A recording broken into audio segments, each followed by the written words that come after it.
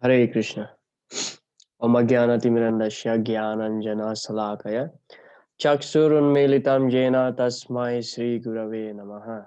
Sri Chaitanya Manubhistam Stapitam Jena Bhutale Swayam Rupa Kadamahyam Dadati Shwapadantikam Vande Ham Sri Guru Sri Yuta Padakamalam Sri Gurun Vaishnavamcha Sri Rupam Sagrajatam Shahagana Ragunatam Vitam Tam Sajivam Sadvaitam Shavadutam Parijana Saitam Krishna Chaitanya Devam Sri Radha Krishna Padan Sahagana Lalita Sri Visakanvitamscha He Krishna Karuna Sindhu Dinabandhu Jagatpate Gopesa Gopika Kantha Radha Kantha Namostute Tapta Kanchana Gaurange Radhe Vrindavaneshwari Vrishabhanu Stuti Devi Pranamami Hari Priye Vancha kalpatarubhyascha kripa sindhubhya evacha patitanam pavanebhyo vaishnavebhyo namo namaha. Jai Shri Krishna Chaitanya Prabhu Nityananda Sri Advaita Gadadhara Srivasadi Gaura Bhakta Vrinda Hare Krishna Krishna Krishna Hare Hare Hare Rama Rama Rama Hare Hare Mukam karoti vachalam pangunam hayate girim Yat kripa tamahang vande Shri Gurundinataranam Paramananda Madhavam Sri Chaitanyeshwaram Hare Krishna. So welcome back to our Bhakti Sastri class. So today we will be uh, discussing the remaining of the sixth chapter of the Bhagavad Gita. So hopefully within these 2 hours we can complete the 6 chapters of the Bhagavad Gita. And yeah, our topic of discussion today, there are 3 parts. The first one is that Arjuna, we will see that Arjuna is rejecting the Astanga yoga system that Lord Krishna proposed in the previous section. And then we'll be discussing also about what happened to those who failed. What happened to those who fail in Krishna consciousness practice or yoga practice? Those who have not achieved the perfection in life. So what happened with them? And then the third part of our discussion is that who's the topmost yogi? So we'll find Krishna will explain to Arjuna who is the topmost yogi. All right. Yeah.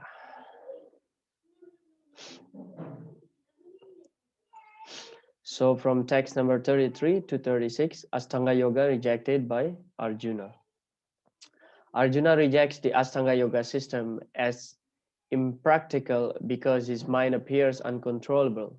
Krishna assures Arjuna that it is possible to control the mind by constant practice and detachment. So we'll start with this text number 33. Arjuna said, O Madhusudana, the system of yoga which you have summarized appears impractical and unendurable to me, for the mind is restless and unsteady. So what had been described by Krishna in the previous section, that to practice yoga, you need to go to a secluded place, and the place should not be too high, not too low. And you have to sit in a straight posture. Your eyes should not be open completely, should not be closed completely also. And yeah, and you have to sit in a kusa grass covered by deer skin or tiger skin. So these are all actually impractical, seems to be impractical. Therefore, it is rejected by Arjuna. We'll find that Srila Prabhupada explained that in those days, during Arjuna's time, all the facilities available and the consciousness of the people much more sophisticated than what we are seeing now in Kali Yuga. But indeed, still, Arjuna is rejecting the yoga system which is described by Lord Krishna. In the purport, Srila Prabhupada mentioned the system of mysticism described by Lord Krishna to Arjuna, beginning with the word Suchao Dese. Suchao Dese means a sanctified place. Nowadays, in Kali Yuga, almost all the places are contaminated by the mentality of the people, especially. Suchao Dese, and ending with Yogi Paramaha. Yogi Paramaha means the topmost yogi. Is here being rejected by Arjuna out of feeling of inability. It is not possible for an ordinary man to leave home and go to a secluded place in the mountains or jungles to practice yoga in this age of Kali. Why? Because first of all, to practice yoga, this kind of Astanga yoga, you have to meditate for a long time in order to achieve the perfection. But now, for most of us, most of the people in Kali Yuga, to sit without moving, even for a few minutes, that's very difficult, very tough. 5,000 years ago, Arjuna had much better facilities than we do now. Yet he refused to accept this system of yoga. In fact, we do not find any record in history of his practicing it at any time. Therefore, his system must be considered generally impossible in this age of Kali. Yeah, so Arjuna is a great devotee, yet he rejected this process. And what to speak of people in Kali Yuga? It is impossible. So this is the famous verse that Arjuna mentioned regarding this rejection of this Astanga yoga system. Chanchalam hi mana Krishna pramati balavajridam tasyaham nigraham manye vayor iva suduskaram. The mind is restless, turbulent, obstinate, and very strong. O Krishna, to subdue it, I think, is more difficult than controlling the wind. Vayor iva suduskaram. So Arjuna, he has a weapon by which he can control the rain, control the wind, control the air, the wind. So using his arrow, actually, he's able to control the rain. He's able to control the direction of the wind. So that means Arjuna can control the wind. But here we find that Arjuna mentioned that he cannot control his mind. It's easier for Arjuna to control the wind than control the mind. And what to speak of us now? We don't even able to control the wind, what to speak to control the mind.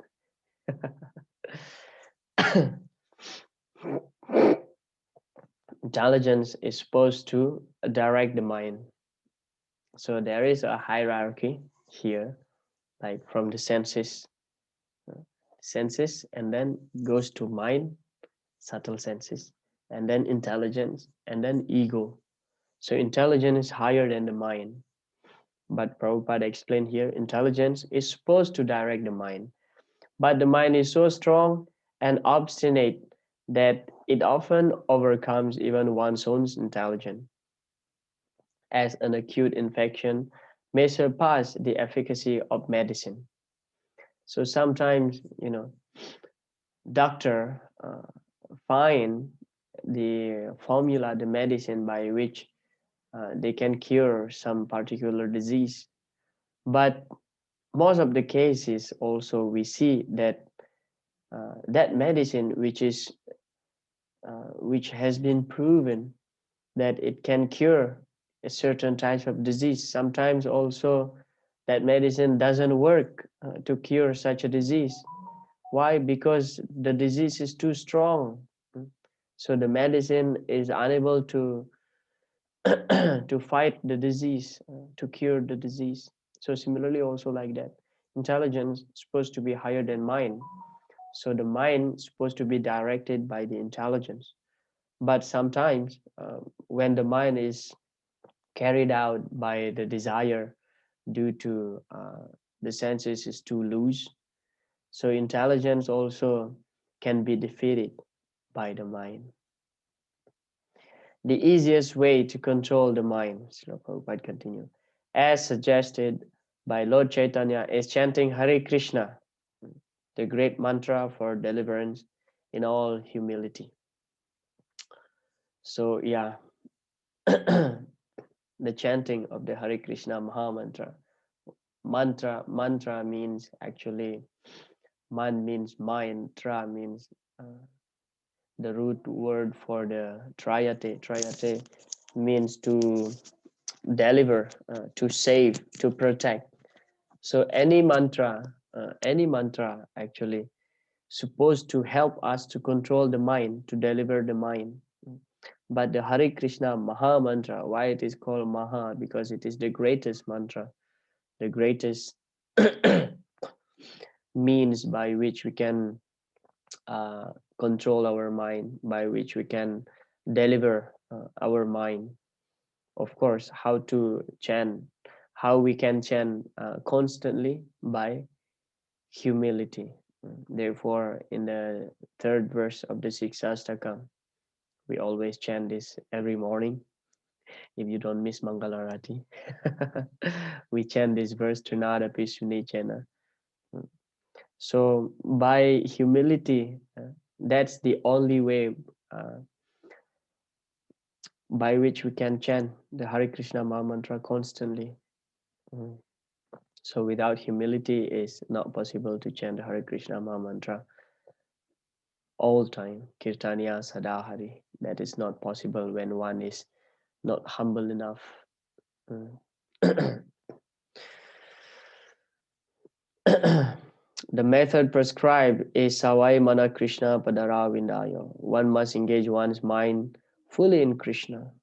Only then will there remain no other engagements to agitate the mind. Yes, Smartavya Satatam Vishnu Vismartavyo Na Jatuchit.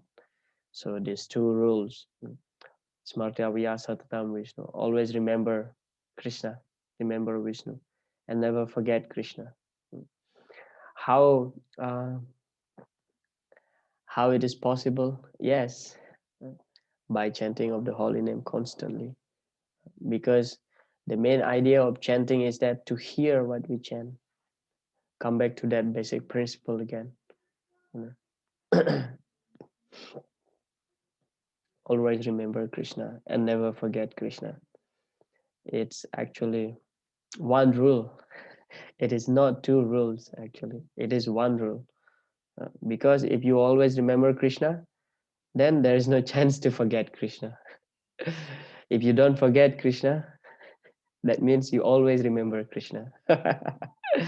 This is the poetic, what do you say this? Yeah, it's poetic. The the way how the Vedas, the Sastra, you know, giving us instruction, just like the Vaishnava Bhajan, it's all poetic, full of poet actually, and that's indeed actually one of the qualifications of the devotees is to be poetic, to be poetic.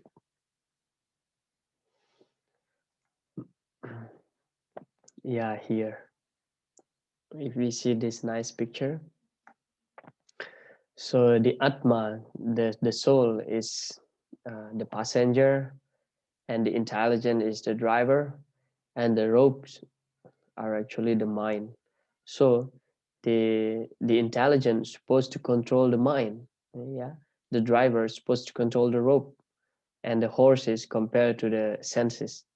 But if the senses, this horse is too wild, even the intelligent who's supposed to control these horses cannot control the horses, because the sense is already running toward the sense object, carried out balawan indriya gramo vidwam samapikar sati.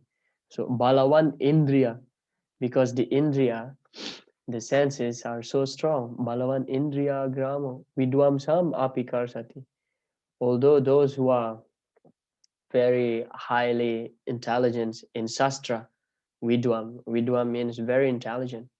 Vidwam sam apikar sati. can be also bewildered when the senses are already running here and there searching for sense object.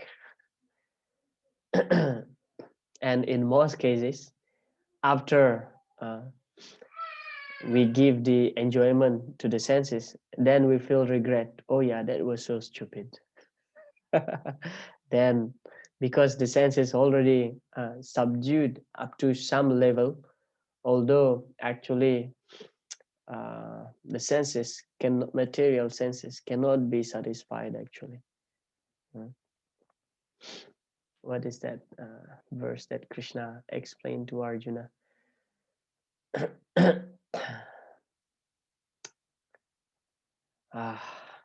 Forgot, sorry. Na lena cha indriyanam duspurena na lena cha. So the indriya cannot be satisfied by sense object. Well, up to some level you may feel satisfied, but actually it just reducing a little bit and will ask for more, will ask for more, just like we pour ghee to the fire. As soon as we pour ghee to the fire, if you observe any yagya, fire sacrifice, the moment you pour the ghee to the fire reduce for 1 second and it flame up again. So this is the nature of the senses.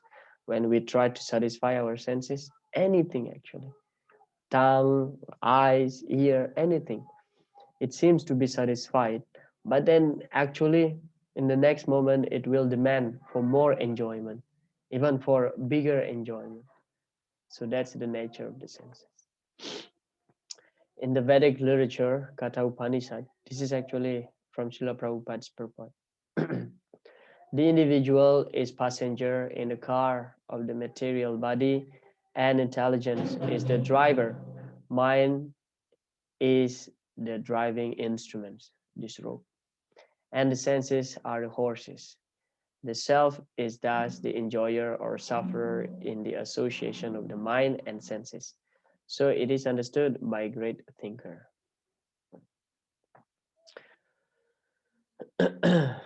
Srila Viswanath Chakravarti Thakur comments that intelligence is sometimes compared to a sharp needle. So sharp needle can pierce anything. But even the very sharp needle of the intelligence cannot pierce the strong mind any more than a needle can forcibly pierce iron. So the needle will get broken if you force to pierce a very strong iron. So like that also. Sometimes it cannot happen, cannot control the mind. So this is Lord Krishna's response to that statement by Arjuna, Chanchalam Himana Krishna, saying that his mind is so turbulent, so strong, easier for him to control the wind. So this is Krishna's response. Asamsaya Mahabaho. So Lord Krishna addresses Arjuna as Mahabaho here, as the mighty arm, Mahabaho. Mano durnigraham chalam abhyasena tu kaunteya vairagyena jagrihyate. Lord Krishna said, O mighty arm, son of Kunti, it is undoubtedly very difficult to curb the restless mind, but it is possible by suitable practice and by detachment. So there are two ways here mentioned by Lord Krishna on how we can control the mind. One is that abhyasa. Abhyasa means by practice, and then vairagya, and by detachment. Srila Prabhupada explained by the practice of Krishna consciousness. So this abhyasa means practice in Krishna consciousness, engaging our senses in the service of the Lord. That's abhyasa refers in this verse. By the practice of Krishna consciousness, however, one engages in the 9 types of devotional service to the Lord. So these 9 types of devotional service explained by Prahlad Maharaj. You know that verse, right? It's a very famous verse, many times quoted by many preachers. Sravanam, Kirtanam, Vishnu, Smaranam, Pada, Sevanam, and so on. The first and foremost of such devotional engagement is hearing about Krishna. So Sravanam, first mentioned in that verse, Sravanam, is actually the foremost. It is the base, Sravanam. This is very powerful transcendental method for purging the mind of all misgivings. Vidyate Hridaya Grantis Chidyante Sarva Sangsaya. Sangsaya means misgiving or doubts. So Vidyate Hridaya Grantis Chidyante Sarva Sangsaya.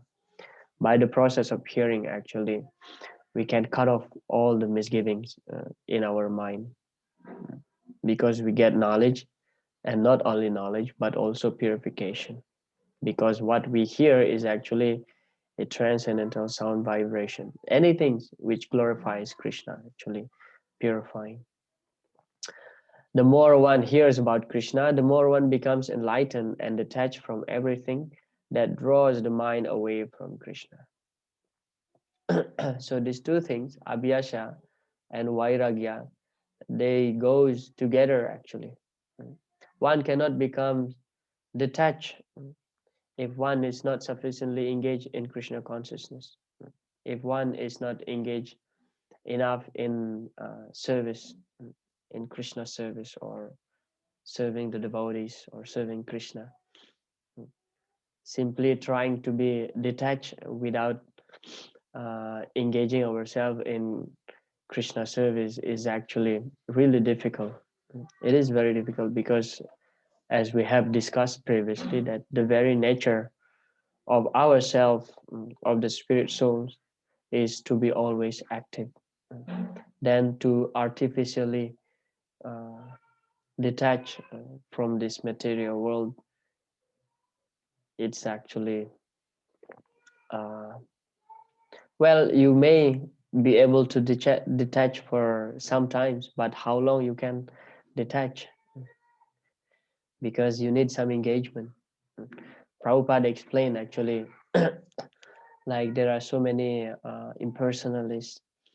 They seems to be very detached, but then after sometimes they Prabhupada didn't say fall down, but Prabhupada said that they come back again to the material activities, just like philanthropic activities, building the hospital, and then their ego, false ego, their desire to be recognized, to be praised by others, that appear again. So what is the question of being detached? So Prabhupada referring to that. So yeah, abhyasena and vairagyena, abhyasa, practice, and detachment, they actually go together like the two rails of the railway. This is practical because by hearing about Krishna, one becomes automatically attached to the Supreme Spirit. This attachment is called paresanubhuti, spiritual satisfaction. It is just like the feeling of satisfaction a hungry man has for every morsel of food he eats. The more one eats while hungry, the more one feels satisfaction and strength.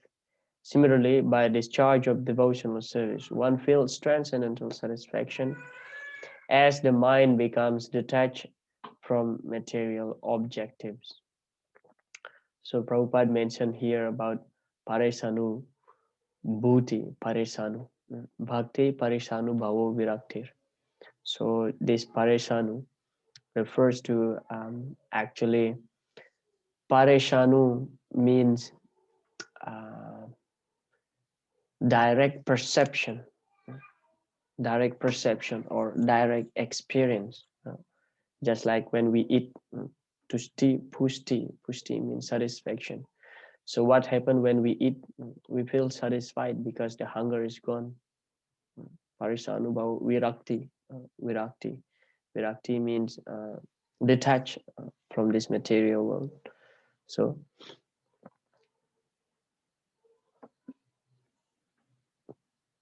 Tusti, pusti, ksudapaya. Ksudapaya means the hunger is gone. So tusti means satisfaction. Prabhupada mentioned here, just like when we eat, we feel satisfied as we are putting some morsels of food to our stomach. Of course, this example more elaborately explained by Srila Vishwanath Chakravarti Thakur, where he mentioned that actually that verse, Bhakti Parisanubhava verse from the 11th canto of Srimad Bhagavatam actually, is an example how the process of devotional service, bhakti, compare to eating process. So when we perform devotional service, we feel happy, we feel satisfied, and then we become detached from this material world. So similarly, while eating, we feel happiness while eating, and also we feel satisfied, and we become free from hunger. But Srila Vishwanath Chakravarti Thakur explained that there is a difference between performance of devotional service and eating. In devotion, while eating, as we are eating, okay, we feel satisfied.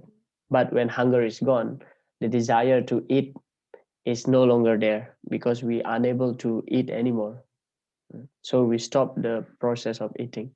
But in devotional service, as we are performing devotional service, we get satisfaction, we becomes detached from the material world, and we don't stop our activities in devotional service. We keep going, there's no limit of our satisfaction in devotional service. But in eating, in some point you have to stop, you must stop, otherwise your stomach will get burst. That's it. So that was explained by Srila Vishwanath Chakravarti Thakur. Next text. For one whose mind is unbridled, self-realization is a difficult word. But he whose mind is controlled and who strives by appropriate means is assured of success. That is my opinion. Srila Prabhupada explained that trying to practice yoga while engaging the mind in material enjoyment is like trying to ignite a fire while pouring water on it. So any practice, spiritual practice, if there's no aspect of Krishna consciousness, so it just like this, because we try to control our senses, but it's actually I would say a useless effort. A useless effort, because you can't really control your mind without putting the element of Krishna consciousness in it. Just like you practice yoga, at the same time you are thinking also about material enjoyment. Just like you try to ignite fire, but at the same time you are pouring water on it. And most of the yoga, so-called yoga practice nowadays in Kali Yuga is, especially in the yoga studio where men and women are mixing. So there's no question of achieving the goal to control the mind, because one of the purposes of practicing yoga is to control the mind. But when men and women mixing in one room, so there's no question of being able to control the mind. Unless one is engaged in Krishna consciousness, he cannot steadily control the mind. A Krishna conscious person easily achieves the result of yoga practice without separate endeavor, but a yoga practitioner cannot achieve success without becoming Krishna consciousness. So this is a very clear statement by Srila Prabhupada. Without putting Krishna consciousness element, so there is no question of achieving success in yoga practice.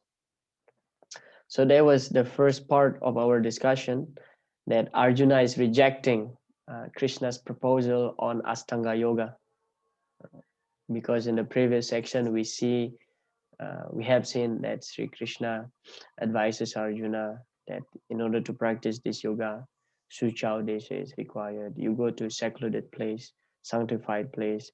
You have to sit in a place, in a platform where it is not too high, too low. You have to sleep not too much, not too less. You have to eat not too much, not too less. So these are actually very complicated and rejected by Arjuna. So that was the first part of our discussion. And then the next part of our discussion is that what is the destination of the unsuccessful yogi? This is the second part. Of course, the last part of our discussion today, Krishna will explain who is the topmost yogi. Okay. So Arjuna asks about destination, the destination of the unsuccessful yogi, but Krishna assures him that the yogi's next birth will be auspicious, giving him another chance for self-realization. Arjuna said, text number 37, O Krishna, what is the destination of the unsuccessful transcendentalist who in the beginning takes to the process of self-realization with faith, but who later desists due to worldly mindedness and thus does not attain perfection in mysticism? Srila Prabhupada explained. This was asserted by the Lord in the second chapter. Even a little endeavor on transcendental path offers a great hope for deliverance. So which verse Srila Prabhupada refers here in the second chapter? Anybody would like to answer?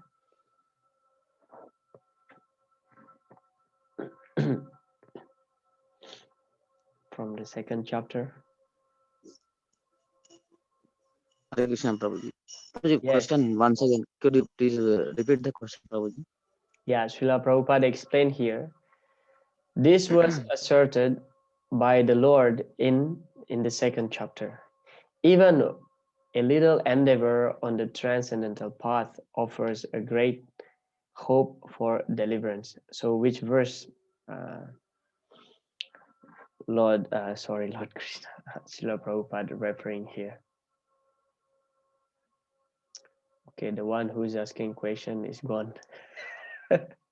Okay, there's only you, Nagarjun Prabhu, would like to answer that question.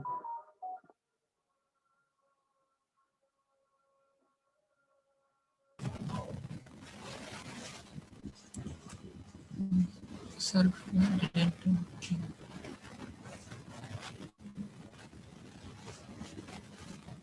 Neha Vikramana. Neha Vikramanasasti Swalpamapyasantarnas Yeah, Traito Mahodobaya yeah, that's. Pratyavayana.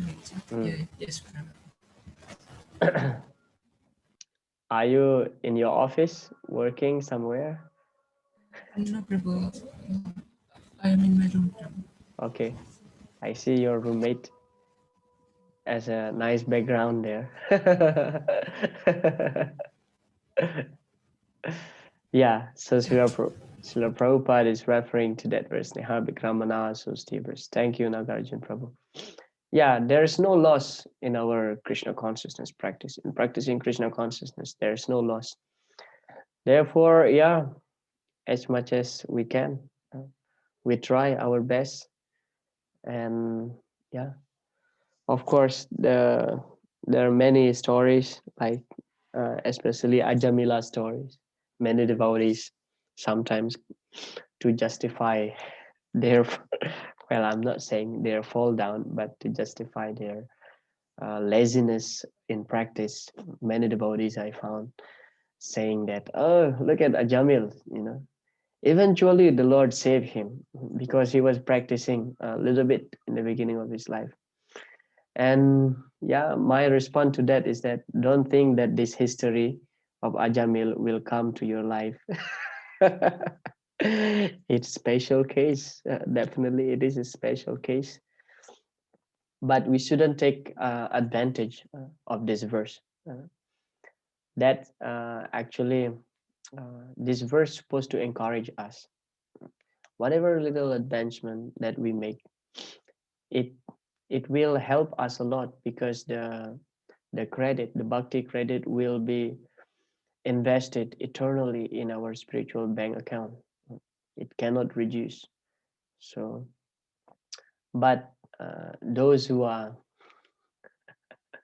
less intelligent, I would say like that, those who are less intelligent will take advantage of this verse, saying that, okay, now I'm practicing Krishna consciousness here and there a little bit, doing some service. Okay, if not successful, also Krishna says in the Bhagavad Gita that in the next life you will get the chance to born in the devotee family, Brahmana family, or in the rich family, and before that you will go to heaven to enjoy. So that should be clear in our mind, that we have to see the bright side, the bright side of a verse, because different people can take it differently. Different people can take it differently. So this verse supposed to be our aspiration, encouraging all of us to practice devotional service. And ultimately, we have to put the minimum standard. What is that minimum standard? That by this lifetime, we have to attain success. That's our minimum standard. Because, of course, this movement will remain up to 10,000 years. There's no doubt about it. 10,000 years since Chaitanya Mahaprabhu's appearance. But then, if we fail, okay, we'll go to heaven for a few years. But few years in heaven means how many years in this earth? By that time, if we come back, no more Hare Krishna movement. It will be a great struggle for us.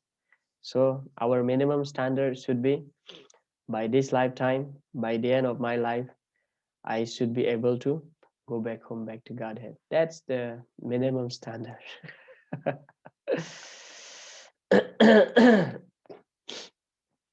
To pursue the transcendental path is more or less to declare war on the illusory energy. So Prabhupada explained that joining ISKCON means we are declaring war against Maya. Consequently, however a person tries to escape the clutches of illusory energies, he tries to defeat the practitioner by various allurements. So Maya is very unique. Maya is very unique. When we try to surrender to Krishna, Maya will always give allurement. For example, I don't drink alcohol, no illicit sex, no meat. But Maya will give this allurement. Ah, come on, drink. Oh yeah, this beautiful girl, enjoy like this. But for those for those who are running after this sense object, Maya will keep away. Will keep away, that they have to work very hard to get money and to buy liquor, this and that, to maintain good relationship with their partner. So this is the unique position of Maya.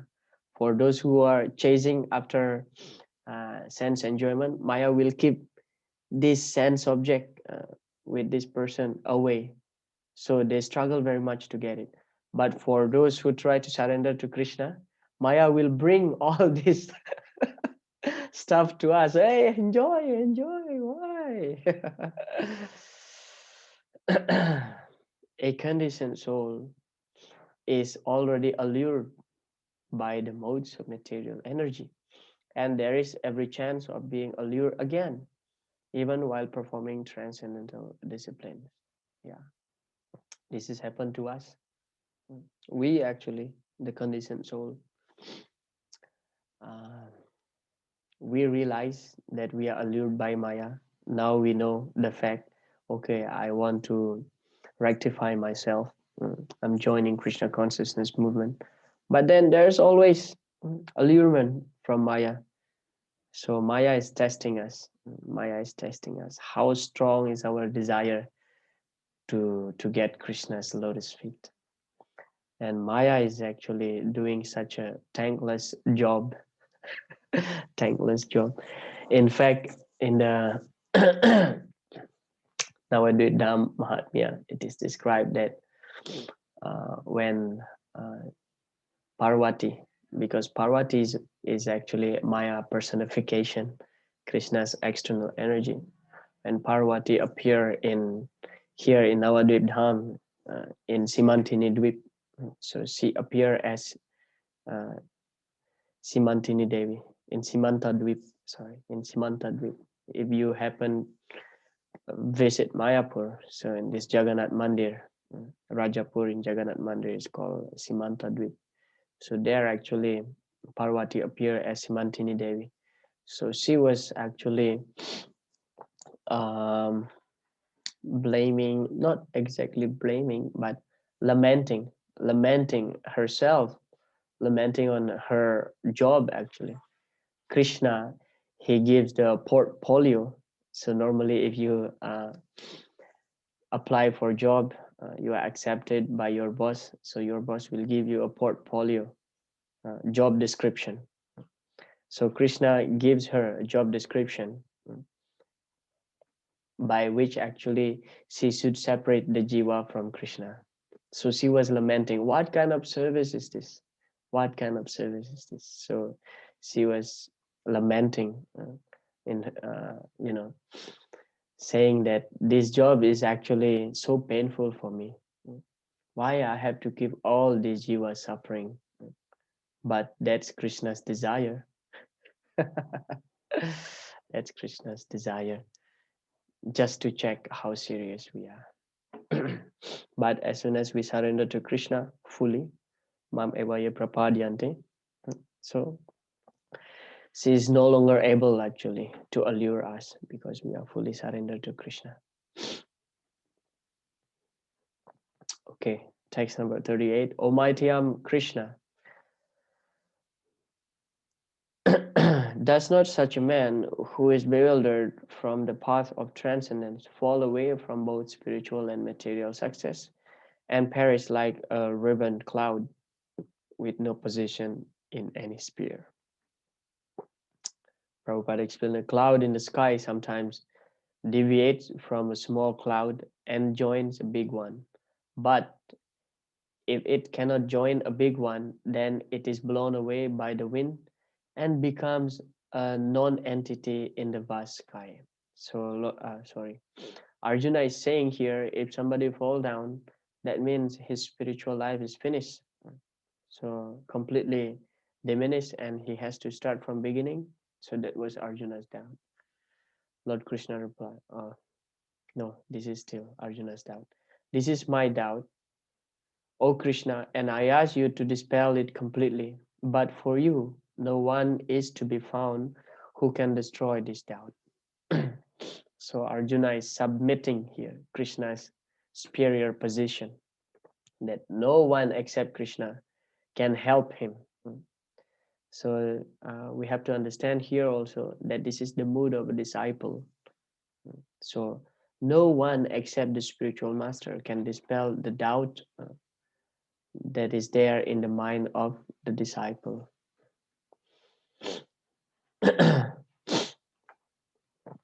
Krishna is the perfect knower of past, present, and future. Yeah, this will be explained in the next chapter. Vedaham samatitani vartamanani charjuna. Krishna explained that Krishna knows the past, present, and future. This is called Trikalagya. And of course, some great devotees have this ability to see the past, present, and future, just like Srila Narad Muni. He has this vision. Therefore, the verdict of Krishna is final and complete answer to all doubts, because he knows past, present, and future perfectly, but no one knows him. Krishna and Krishna conscious devotees alone can know what is what. So Krishna and pure devotees can have this vision, past, present, and future.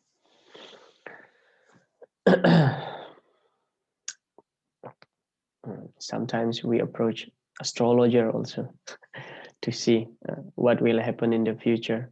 Well, but because nowadays in Kali Yuga, hardly, well, there may be some good astrologers, but mostly the astrologers in Kali Yuga is actually, their prediction is not very accurate. Yeah, mostly, but some of them, yes, because the science, astrology, the science is there. It is a Vedic science, although it is material, but it is Vedic science. But for Krishna, nothing can be covered. Definitely, he knows the future. Therefore, Arjuna is asking him that to dispel his doubt, because Krishna knows for certain what will happen next. Text number 40. The Supreme Personality of Godhead said, so this is Lord Krishna's response. O son of Pritha, a transcendentalist engaged in auspicious activities does not meet with destruction, either in this world or in the spiritual world. One who does good, my friend, is never overcome by evil. The only auspicious activities are those which lead one to liberation. Any activity which is not aimed at the ultimate self-realization or liberation from material bodily concept of life is not at all auspicious. Dharmasya hya pavargyasya nartortayo pakalpate nartasya dharmaikantasya kamolabhaya hismrita. So dharma or religious activities, the first and foremost aim of religious activities is that pavarga means to bring, to give us liberation. Dharmasya hi apavargyasya, to give liberation. So any so-called religious activities but does not lead toward liberation, then it just srama eva kevalam, it's just simply a waste of time. Activity in Krishna consciousness is the only auspicious activity, and anyone who voluntarily accepts all bodily discomfort for the sake of making progress on the path of Krishna consciousness can be called a perfect transcendentalist under severe austerity. So austerity means voluntarily accept pains for our advancement in Krishna consciousness.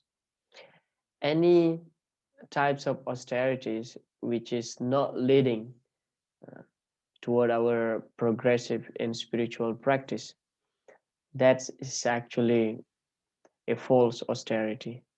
It's just simply harmful for the body.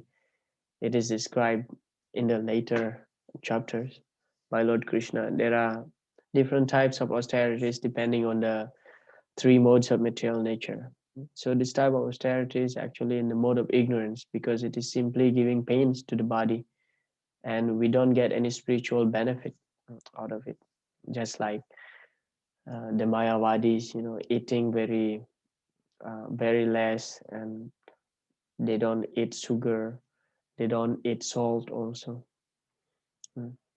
So like this, they look very austere, but because they are devoid, their activities devoid of Krishna consciousness activities, then it is just austerity in the mode of ignorance.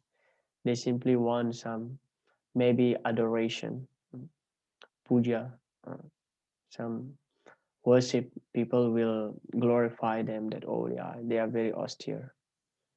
So that's also in the category of rajasic, when someone is performing austerities because they want to be recognized. For example, like on Ekadasi day, you are chanting 64 rounds and you are doing nirjal, but at the same time you are boasting around.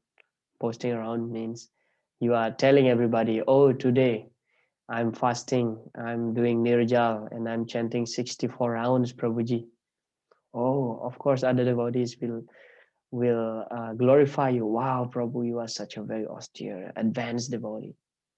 So you feel like, yeah, I'm being glorified here. That's actually austerity, tapasya in the mode of passion, rajasic, because You are doing tapasya, but you want some recognition from others. But if you do nirjal and chanting 64 rounds without telling anybody, that's actually tapo divyam. That austerity is real austerity to please Krishna. Austerity in Krishna consciousness. Tapo divyam. It is transcendental austerity. Because you are doing it just for the sake of pleasing Krishna. Nobody knows. Just like you are distributing books also. Yeah, you just distribute books to please Krishna. Doesn't matter how many books you distribute. Forgive me. Yeah, like that. Sometimes we find also devotees around us, you know, still love to be, because it's natural for conditioned soul to get the puja labha pratishta even after performing devotional service. This puja labha pratishta, one senior devotee explained to me, is actually a subtle manifestation of sexual desire. Yeah, how it is like this. You want to be glorified, puja, labha means you will get some material gain. It is natural. It's naturally will come when you engage in devotional service. Somehow devotees will give you some donation. Puja, labha, and pratishta. Pratishta means recognition. You will be recognized. You will be famous. Oh, this devotee is engaged. This devotee is doing nice kirtan. This devotee is giving nice lecture. This devotee is singing nicely. Things like this, But when we desire it, this puja labha pratishta, that's actually a subtle manifestation of sexual desire. Because ultimately, why you need all these things? Why you need puja? Why you need labha? Why you need pratishta? Ultimately, it will draw your mind into trying to attract the opposite sex. That's it. You try to attract the opposite sex. It's very subtle. Sometimes if we don't careful enough, we will be swayed by all this, Therefore, austerity in Krishna consciousness is supposed to be pleasing and giving us spiritual advancement. I used to do nirjal before, and my friend said, you are too fanatic. Why you are making show? And I contemplated on myself. Yes, actually, I'm making so. My friend said, if you are alone at home, you are doing nirjal, that's best. But if you are around the devotees, normally every Ekadasi, somebody invited me to have some kirtan, we have some katha, and then of course at the end, Ekadasi Prasadam. My friend said, why don't you just being normal, just serve the prasadam. If you are at home alone, you are performing nirjal, that's good. But here, why? You're trying to make show. And yes, when I contemplated on that, actually, yeah, all these days I'm just making show. Once also Radhanath Maharaj in a class, he mentioned that, yeah, on Ekadasi, except what is that, Pandawa Nirjal Ekadasi, just eat like other devotees. That will make you humble, actually. That will make you humble because you will not feel that you are so special when you are doing nirjal and others are eating. Normally, okay, I'm not saying this is an absolute statement, but normally your mind will become judgmental. These devotees are eating. Like that. I'm not saying it is applicable for all of us, but sometimes that happened to me also. Okay. Why here I put this different color, my friend? It is also quite significant. Srila Baladev Vidyabhushan explained that by using the word tata, my friend. So Arjuna is addressed by Lord Krishna here as friend. Krishna is showing Arjuna special affection, addressing him as a loving father would address his son or a spiritual master to his intimate disciple. So normally we see, like in the previous verse, Arjuna is addressed as Mahabahu or the son of Partha, the son of Pritha, or Partha, tiger among men. You heard this in the previous chapters. Or tiger among men. But here Lord Krishna addressed Arjuna as my friend. That means more intimate, because Lord Krishna wants Arjuna to feel his affection. Okay, this is what happened to the unsuccessful yogi. Prapya punya kritam lokam. This is first. Usitva saswati samaha suchinam. This is the second one, suchinam. And then the third one is that srimatam. Srimatam gehe yogo brasto abhijayate. The unsuccessful yogi, after many years of enjoyment on the planets of pious living entities, that means this is in the heaven. First, if you practice Krishna consciousness, then you fail, you will go to heaven first of all.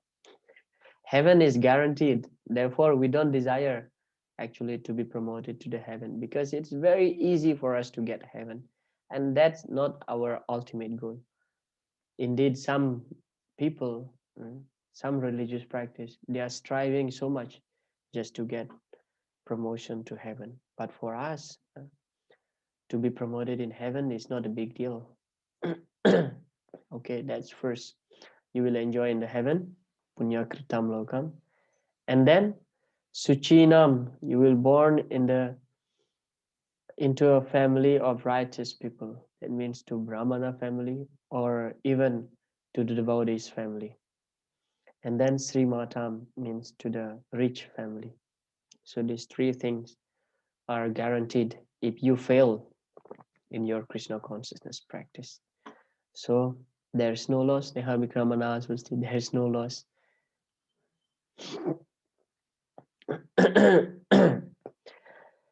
The unsuccessful yogi are divided into two classes. One is fallen after very little progress, and one is fallen after long practice of yoga.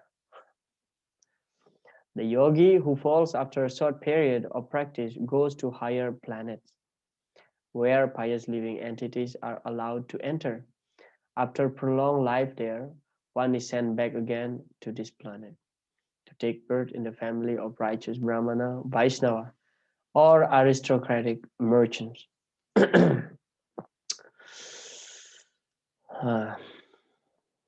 Yeah, why we don't desire to be promoted to the heavenly planet? Because it's just temporary. It is not eternal. Sine punye martya lokam vishanti. So after our material punya is finished, so we come back again to this Martyu Loka. This earth is called Martyu Loka, the place of birth and death, where we can create our karma here, whether pious or sinful. Therefore, we don't desire heaven, because it's just okay. You enjoy in the heaven for thousands of years, but still, thousands of years is not eternal. Not even a second for Lord Vishnu.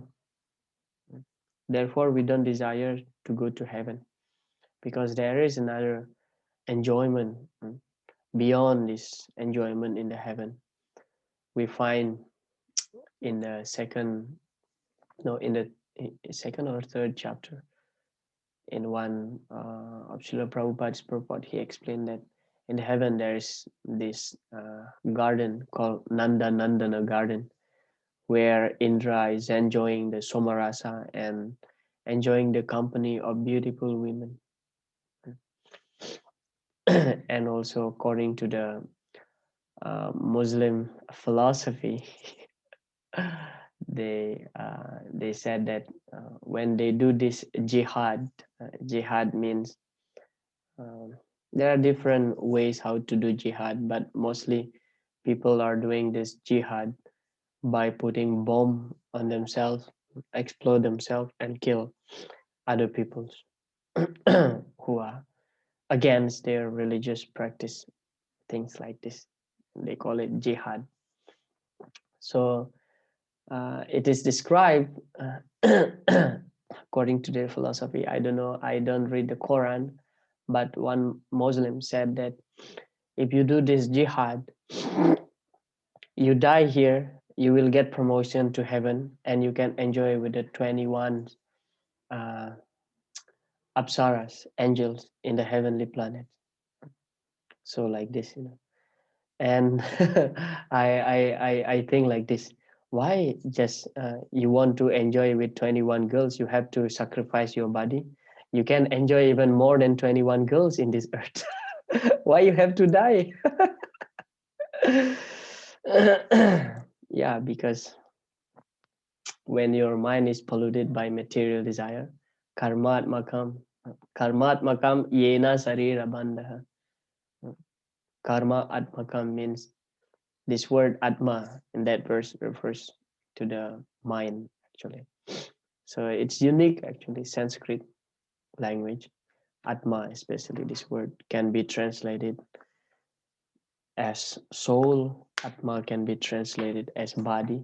Atma can be also translated as mind. So karma atmakam yena sarira bandha. When the mind is colored, this is from the fifth canto, fifth chapter. Vrishabhadev explained to his sons that when the mind is colored with the desire of enjoying the result of our activities, this is called karma, karmatmakam, yena sarira bandha, will become more entangled actually.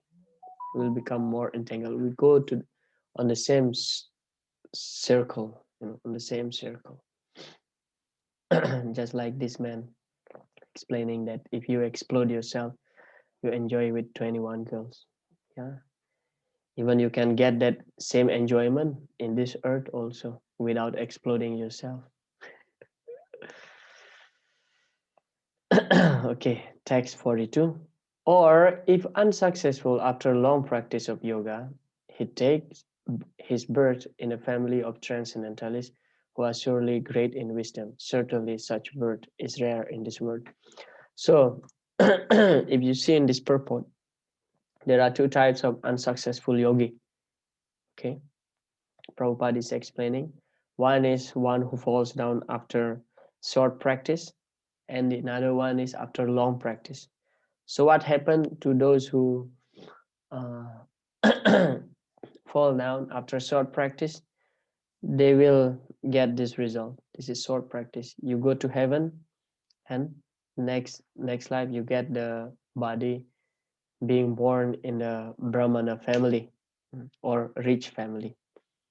But the second type of yogi, after practicing for a long time, you fall down. This is the result.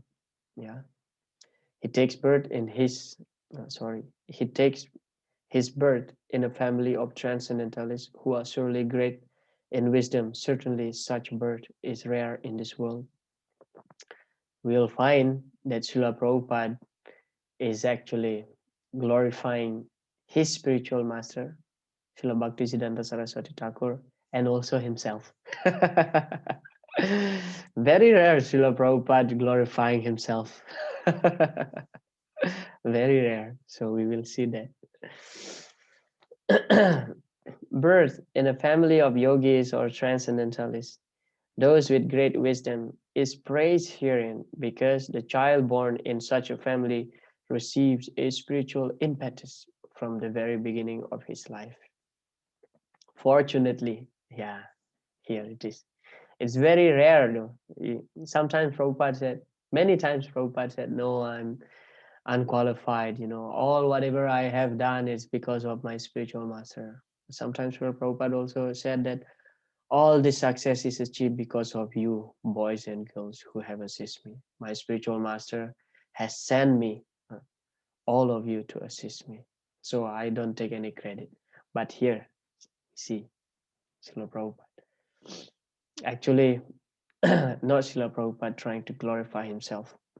One time, Srila Prabhupada mentioned that whatever I wrote in my books is actually directly dictated by Krishna. When regarding this TOVP in Mayapur, one of his disciples was asking Srila Prabhupada, how are we gonna build this temple, and what about the structure about this planetary system? How are we gonna explain this? And Prabhupada said, everything is already there in my purport in the Srimad Bhagavatam. And his disciple asked, but how did you know that it will be like this? Prabhupada said, I don't know. I don't know. But whatever I wrote is directly dictated by Krishna. So Krishna is telling Srila Prabhupada. So Prabhupada just, Bhavya Savya Sachi. What is that verse? Nimitta Matram Bhavya Savya Sachi. Just Krishna's instrument. One time also Srila Prabhupada, before he sleep, Srila Prabhupada was reading his book, his commentary on Upadesmrita by Rupa Goswami. Upadesmrita, Nectar of Instruction. And Srutakirti Prabhu being his servant at that time before sleeping. So he saw Srila Prabhupada was reading his book, and Srutakirti Prabhu asked, Srila Prabhupada, sorry, my nose is blocked here. Srila Prabhupada, you wrote this book. Why you have to read it? You know everything. And Prabhupada said, who said I wrote this book? I don't write this book. I never write this book. It is Krishna who dictates me to write this book. So I want to know what Krishna is saying to me when I was writing it. What Krishna is saying to Srila Prabhupada, he want to know. It's just like Srila Prabhupada is being, what do you call this, hypnotized unconsciously. He just writes something because it's Krishna. Krishna is the cause of his purport. So we see here. So I would like to correct my statement. It is not Srila Prabhupada trying to glorify himself here, but Krishna wanted to glorify his pure devotees here. Prabhupada said, both our spiritual master, Om Vishnupad, Sri Srimad Bhaktisiddhanta Saraswati Goswami Maharaj, and our humble self. It's Prabhupada referring himself here. Our humble self had the opportunity to take birth in such families, family of great devotees. Okay.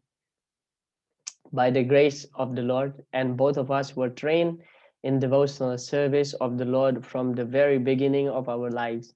Later on, we met by the order of the transcendental system.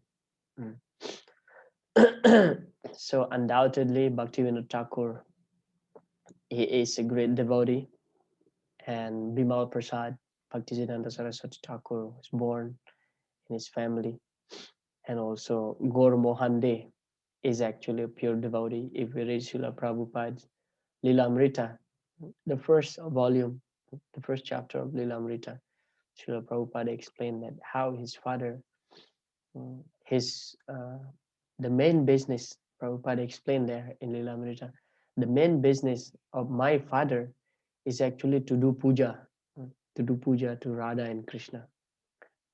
To do puja to Radha and Krishna. Of course, he has business. He has cloth shop, Gaur Mohande. But he used to open his shop like very late, not like normal businessman we see open early in the morning. But after finishing his puja, noontime, he used to open his shop, cloth shop. So Prabhupada explained there that the main business of his father is just to worship Radha and Krishna. And yeah, This is a quotation from Srila Prabhupada's lecture. Prabhupada said, "So I, in my childhood, when I was 5 or 6 years old, I requested my father that, Father, give me this deity I shall worship. So father purchased for me a little Radha Krishna and gave me, and I was imitating whatever food stuff I was getting. I was offering to Krishna and eating. In this way, I got my life developed. And there was a temple in our neighborhood." So I was seeing the deity Krishna, the Krishna deity. Oh, I was thinking many things. I still remember I was standing for hours together.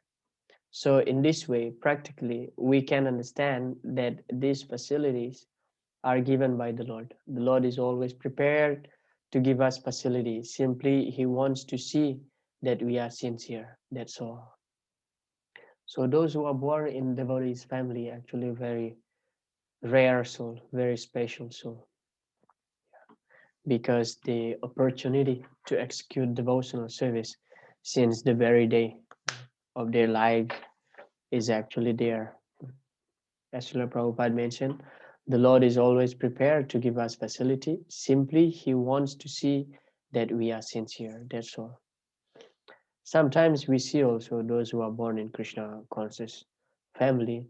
Not all of them become great devotee or seriously practicing. Yeah.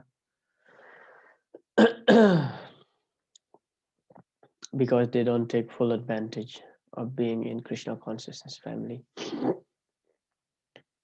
Of course, there are different factors like the way how their lives already arranged by nature or karma, and also the role of the parents are very, very important. The roles of the parents is very important to train their children in Krishna consciousness, Kumarama Charit Pragya, since the very beginning of their life. Text number 43. On taking such birth, he revives the divine consciousness of his previous life, and he again tries to make further progress in order to achieve complete success, O son of Kuru. Prabhupada gave the example of Bharat Maharaj, who actually already on the level of bhava, almost entering the Krishna prema. Little distraction by this baby deer. So in the next life, he became deer.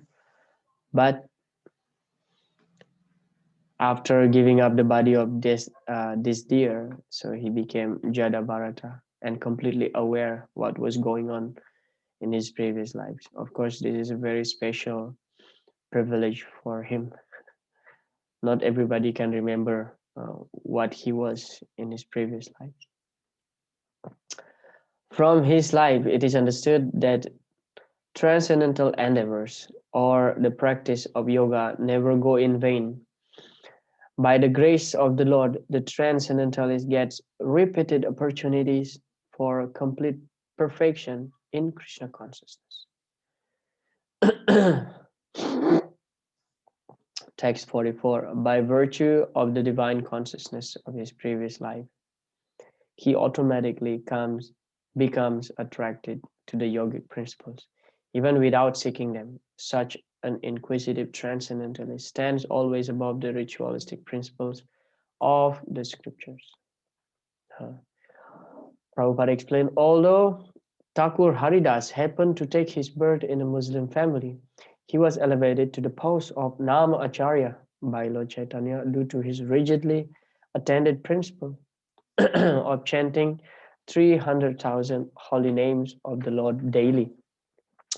The Hare Krishna, Krishna Krishna, Hare Hare, Hare Rama, Rama Rama, Hare Hare.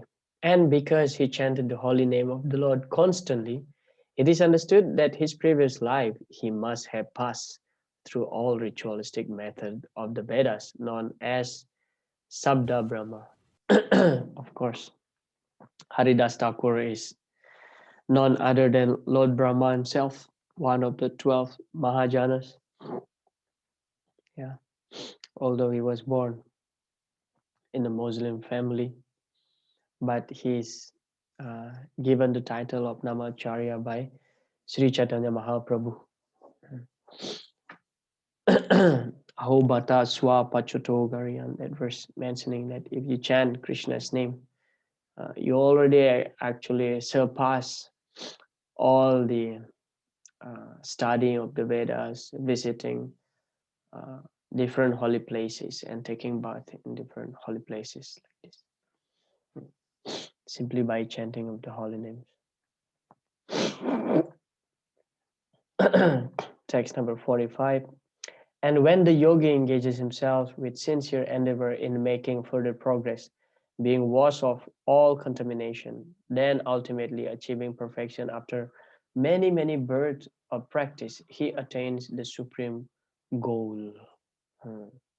When he is finally free from all contamination, he attains the supreme perfection, Krishna consciousness. Krishna consciousness is the perfect stage of being free from all contamination. So, of course, what is that verse explained by Krishna?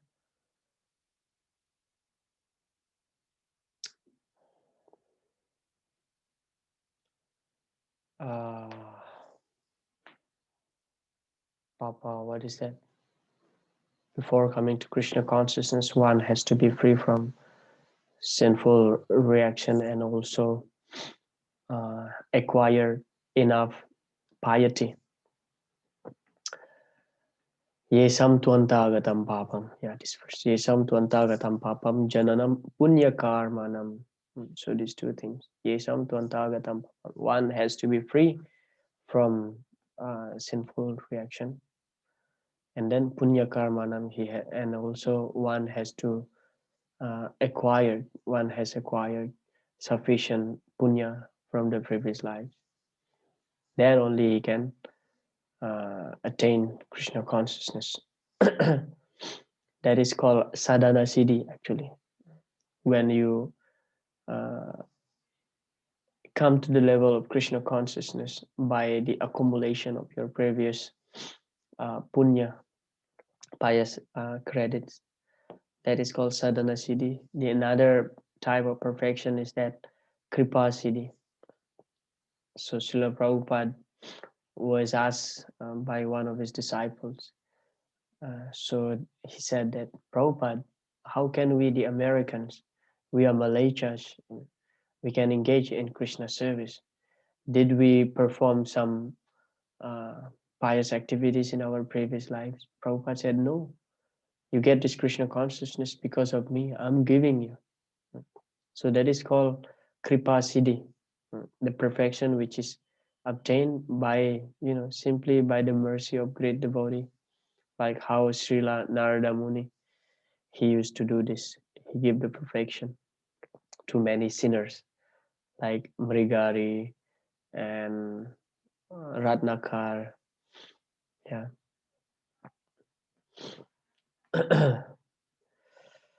This is confirmed in the Bhagavad Gita 7.28. After many, many births of executing pious activities, when one is completely free. Oh yeah, this is that verse. Yesam Tvantagatam Papam verse. From all illusory dualities, one becomes engaged in transcendental living service of the Lord. But this pious activities, pious credit here, refers to the Agyata Sukriti. Agyata Sukriti means unknown devotional service. For example, when you just happen to meet the devotees who are performing Nagar Sankirtan, for example. So hearing that is actually called Agyata Sukriti. It is unknown, a devotional service. This kind of pious credit will help us, will bring us to the level of bhakti. Rather, the pious activities like feeding the poor or building hospital, planting trees, digging some wells, these are all material punya. So it doesn't help us to come to the level of devotional service. It just gives us the enjoyment to the heavenly planet. But the pious activities here refers to the agyata sukriti. Again, I'm saying, yeah. For example, also like sometimes unknowingly you are serving the devotees by giving them water or whatever little service. So even by glancing upon the devotees, also glancing upon the devotees, that's like you acquire a lot of spiritual punya. There's one new devotee from the USA, but originally he's from Korea. His parents are Korean. He's also Korean, but he's born in the USA. He became devotee actually after he visiting India. He came to Brindavan, and then he became devotees there. So now he's in Mayapur. I asked him, how long you been joining Krishna consciousness? He said, just 6 months. I said, what, 6 months? But he's very sincere. And then I asked, like, how you came to Krishna consciousness? Yeah, when he told me that he joined Krishna consciousness movement after he came to Brindavan, I was shocked because he was from the US. And he told me that he never met a single devotee in the US. He never met a single devotee in the US. Indeed, Srila Prabhupada started ISKCON in the US, in New York. He's from New York. But he's kind of a spiritual searcher. Actually, he went to different places, like he went to Nepal, he wanted to go to Himalaya. He wanted to meditate in some cave, he told me like this. But then due to the COVID, so he got stuck in Mathura, and people in Mathura asked him, you go to Vrindavan. Then there he became devotee. But one thing that he realized, one day he went to some place, not exactly temple, but it's a mix between Buddha, Hindus, Konghuchu, and different types of religion. There is an altar, so there is like Buddha statue, this Jesus picture, this and that, and he saw there's Srila Prabhupada's picture also there. He saw Prabhupada's picture there, and when he came to Brindavan, now he realized, oh yeah, actually this image, he has seen that before in that place. So you see, simply by glancing on Srila Prabhupada's picture, he get the mercy. And yeah, he's now becoming a serious devotee. Within short time, within 1 month, he read the whole Bhagavad Gita. It took me many months to read the whole Bhagavad Gita, but he was so sincere, because these kind of people, inquisitive people, they advance, they progress much quicker because they want to know more. So he read Bhagavad Gita like within 1 month. Okay, that was the second part of our discussion. What happened to the unsuccessful yogi? And the third part, Krishna will explain who is the topmost yogi. Okay, there are only 2 verses here. Krishna concludes his description of Astanga Yoga by comparing yogis to karmis, jnanis, and tapasvis. The yogis is superior to all, and the best yogi is the bhakta who always thinks of Krishna, worshipping him with full faith. Okay, here it is. A yogi is greater than the ascetic, greater than the empiric, and greater than the prudent worker. So this is the tapasvis, ascetic. Greater than the tapasvis is the empiric, the jnani, the Sankhya yogi, those who love to discriminate, to count. Sankhya means to count. Sankhya means to discriminate.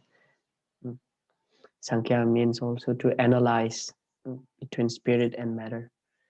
Greater than the prudent worker and greater than the prudent worker or the karma kandi. Therefore, O Arjuna, in all circumstances, be a yogi. So yogi. When we speak of yoga, we refer to linking our consciousness with the supreme absolute truth. So this is our understanding of yoga. Bhakti yogi is full of spiritual knowledge and therefore nothing can excel it.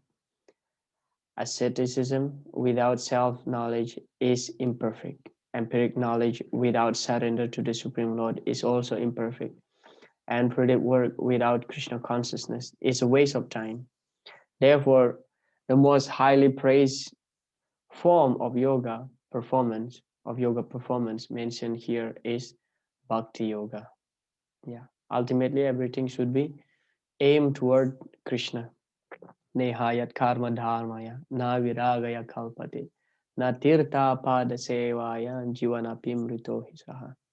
Devahuti explained in the third canto of Srimad Bhagavatam. Any religious activities which does not, any activities, any types of work which does not bring us to become religious men, it's just useless. Nihayat karma dharmaya na viragaya. Any religious activities which does not change us to become a vairagi or person who detach from the material world, so that religious activity is considered to be useless. Because why you are practicing religious activities? Ultimately because you want to be detached from this material world. Okay, any work which is not bringing us to the level of becoming a religious person, that work is useless. Any religious activities which not bringing us toward a level of becoming a detached person from this material world, that religious activities is useless. Na na tirtha pada sevaya. And after becoming detached, if we don't engage in Krishna's service, tirtha pada, Krishna's lotus feet is compared just like tirtha. So after becoming detached, if we don't engage in tirthapada, jivan apim ritohi saha. So our life is useless. Jivan api, although we are breathing, but mritohi saha, actually we are dead. Just Prabhupada giving the example just like bellows. You know bellows? Nagarjun Prabhu, you know bellows? This tool. Nowadays, we cook using gas, right? Stove. But in the when I was a kid, so my mother, she used to cook with the firewood. So in order to blow the fire, so we use this tool called bellows. So this bellow is breathing, giving air in and out, but it's just dead matter. So similarly, this body, if we don't engage in Krishna service, our body is breathing. But if no service, that means as good as death, just like this bellows. Prabhupada gave that nice example. Okay, ultimately, the end. Yogina mapi sarvesam madgantinantaratmana sradhavan bhajate yomam samyukta tamo mataha. Of all yogis and of all yogis. So in the previous verse, Krishna is explaining better than the tapasvis, the Sankhya yogis or the karma kandis is yogi. Yogi is better. But among all yogis, the one with great faith who always abides in me, thinks of me within himself, and renders transcendental loving service to me, he is the most intimately united with me in yoga and is the highest of all. That's Krishna's opinion. That's my opinion, Krishna mentioned. The word bhajate is significant here. Bhajate has its root in the verb bhaj, which used when there is a need of service. bhakti, bhajate, bhaj means to serve. Therefore, we call bhakti devotional service because we are serving with devotion. It is by great fortune that one comes to Krishna consciousness on the path of bhakti yoga to become well situated according to the Vedic direction. The ideal yogi concentrates his attention on Krishna, who is called Shama Sundar, who is as beautifully colored as a cloud, whose lotus-like face is as effulgent as the sun, whose dress is brilliant with jewels, and whose body is flower garlanded. So the topmost object of meditation, Prabhupada is revealing to all of us here, is the Shama Sundar form of Krishna. Prabhupada does not mention here the Vishnu form, but the two-handed form, Krishna, with the yellow dhoti, with the peacock feather, with the flute in hand. So that is the topmost object. Because Srila Prabhupada, he wanted all of us to go back to Goloka Vrindavan, not only to Vaikuntha, but even higher than that is to Goloka Vrindavan, by which we can associate with Krishna very intimately. Okay, this is the last slide. Srila Baladev Vidyabhushan explained Krishna's word. Although there is a relative grading of superiority and inferiority amongst the tapasvis and so on, still they are all inferior to my devotee. In the same way as all ordinary mountains, both tall ones and short ones are inferior to a mountain made of gold. Yeah, so golden mountain is superior than any other mountain. So devotees are superior to any other practitioner, spiritual practitioner. So we have covered all three topics of today's discussion. First, we have seen Arjuna rejected the Astanga yoga system that Lord Krishna proposed to him earlier. And then Lord Krishna explained, actually answering Arjuna's question, what happened to the unsuccessful yogi? And then Lord Krishna explained who is the topmost yogi. Okay.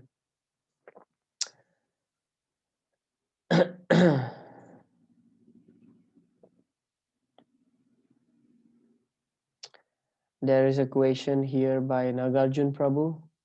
Why in the purport it is given as Krishna's opinion? Why he did not affirm Prabhu? Nagarjun Prabhu, can you elaborate your question? Generally, opinion means it's my view like that.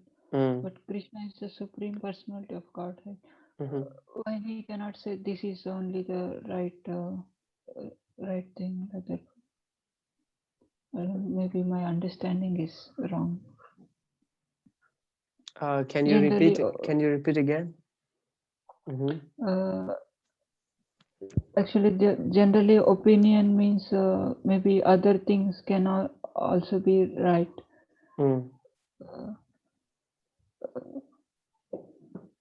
So why here Krishna didn't affirm only this is the right, because out of all this is the only the right?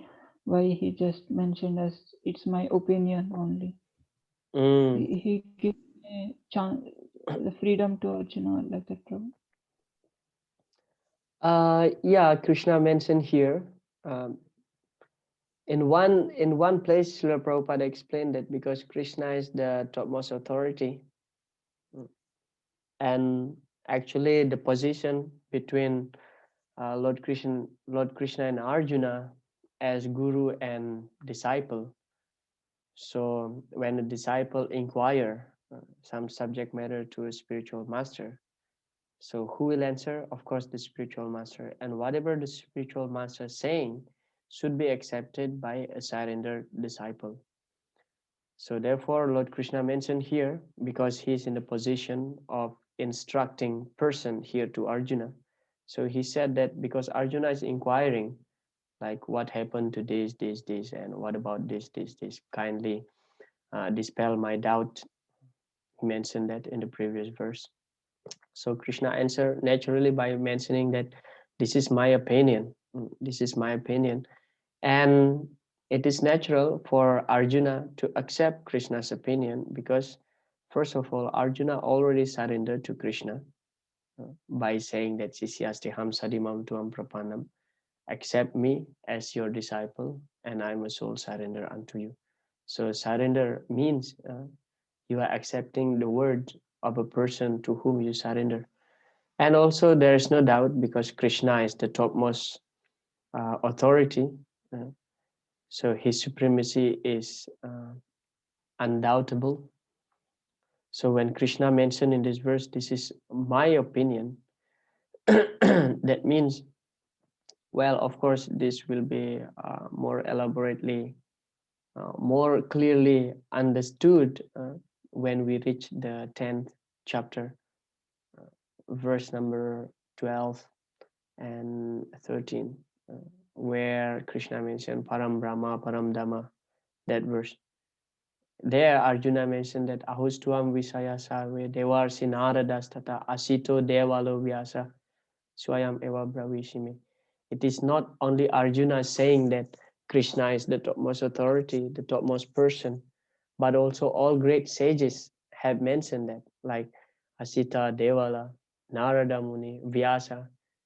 They all of these great sages confirm that Krishna is the greatest authority, Krishna is the supreme person.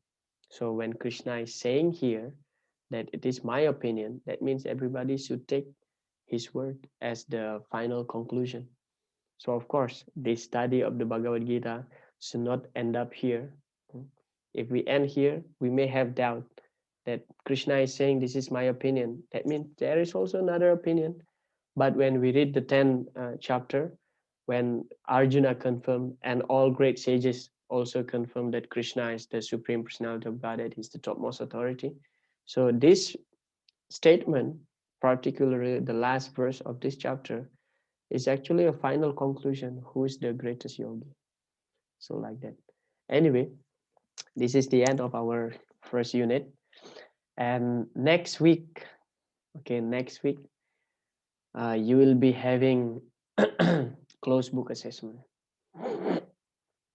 Closed book assessment, I don't know how many of you will give me for this closed book assessment, because yeah, after this closed book assessment, we will jump to the nectar of devotion, as I mentioned in the previous class. So the system is like this. I will explain to those who are present here and also whoever will watch this video. So yeah, our system will be like this. Anyway, I will stop recording now. Hare Krishna.